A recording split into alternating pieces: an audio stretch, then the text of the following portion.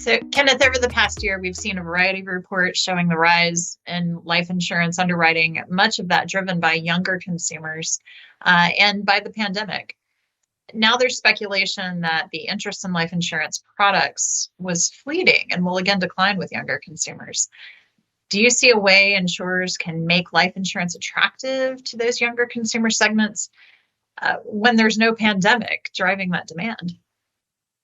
So this is unfortunately, Abby, a great example of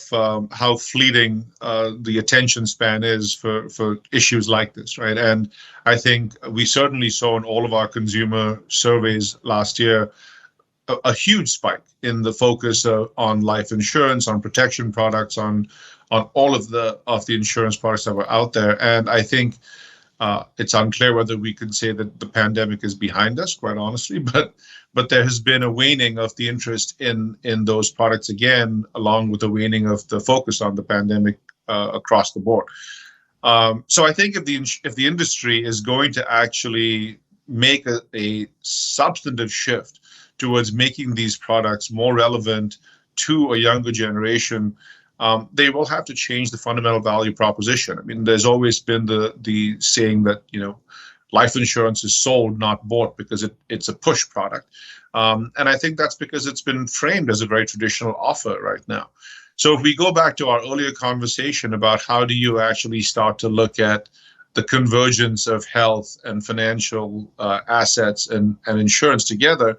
I think the overarching sentiment for a younger generation of having more stability around their overall wellness is still attractive, but offering up a very specific standalone term life product probably isn't. So to me, I think as much as I would love for the general population to understand where they are exposed and where it is worthwhile to buy insurance products as is, I think until we frame them as an overarching wellness offer that really takes care of the interests of this population,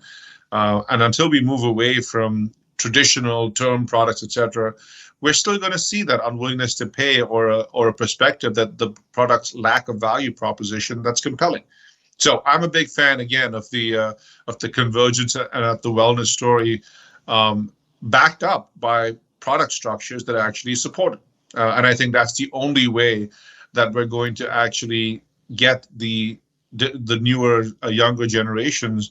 more interested at an earlier time, as opposed to, the typical migration is when you had kids and when you're getting to that point where you see the dependents around you and you want to make sure they're protected. So I think that's the shift we're going to have to make with products and with the value proposition, not with consumer sentiment alone.